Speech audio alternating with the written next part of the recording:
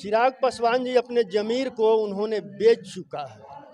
जो चिराग पासवान जी बाबा भीमराव अंबेडकर का नहीं हुए, जो संविधान जिन्होंने लिखा, जिस संविधान के तहत आज वो हाजीपुर से चुनाव लड़ रहे हैं, जो अपने पिता रामविलास पासवान जी का नहीं हो सके, वो देश, वो राज्य की और देश का मतलब कि दलित का हित का बात नहीं कर सकते हैं।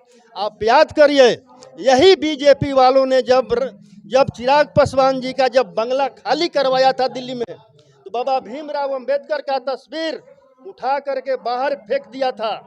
रामविलास पासवान जी का तस्वीर बाहर फेंक दिया था। बीजेपी आरएसएस वालों ने पैर से ठोकर मारा था। चिराग पासवान जी रो रहे थे। अब ऐसे इतना मतलब कि बीजेपी वाला उनके साथ अन्याय किया और उसके बाद भी वो कहते हैं कि मैं हनुमान हूं, तो बने रहे बंदर चिराग पासवान जी। उनका समाज भी आज संविधान के साथ खड़ा। चिराग पासवान जी अपने जमीर को उन्होंने बेच चुका है। जो चिराग पासवान जी बाबा भीमराव अंबेडकर का नहीं हुए, जो संविधान जिन्होंने लिखा, जिस संविधान के तहत आज वो हाजीपुर से चुनाव लड़ रहे हैं, जो अपने पिता रामविलास पासवान जी का नहीं हो सके, वो देश, वो राज्य की और देश का मतलब कि दलित का हित का बात नहीं कर सकते हैं। आप याद करिए, यही बीजेपी वालों ने जब चिराग पासवान जी का जब बंगला खाली करवाया था दिल्ली में, तो बाबा भीमराव अंबेडकर का तस्वीर उठा करके बाहर फेंक दिया था। रामविलास पासवान जी का तस्वीर बाहर फेंक दिया था। बीजेपी आरएसएस वालों ने पैर से ठोकर मारा था। चिराग पासवान जी रो रहे थे। अब ऐसे इतना मतलब कि बीजेपी वाला उनके साथ अन्याय किया और उसके बाद भी वो कहते हैं कि मैं हनुमान हूं, तो बने रहे बंदर चिराग पासवान जी। उनका समाज भी आज संविधान के साथ खड़ा। सुपरस्टार पवन सिंह भी आ चुके हैं काराकट में, क्या कहेंगे उनके लिए? मैं यही कहूंगा कि बाघ कभी बकरी का रखवाला नहीं हो सकता। आप सर विकास कार्यों को लेकर बोले, राम मंदिर 450 वर्षों का सपना था भारतवासियों का, जो पूर्ण हो चुका है, तो ये कैसे नहीं देख रहे कि सर विकास है?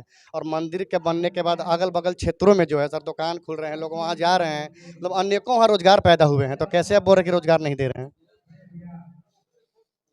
देखिए, मंदिर, मस्जिद, गुरुद्वारा, चर्च बनाना जो है किसी सरकार का काम नहीं है, किसी प्रधानमंत्री और मुख्यमंत्री का काम नहीं है। वो उन संगठनों का काम है जो धार्मिक संगठन है।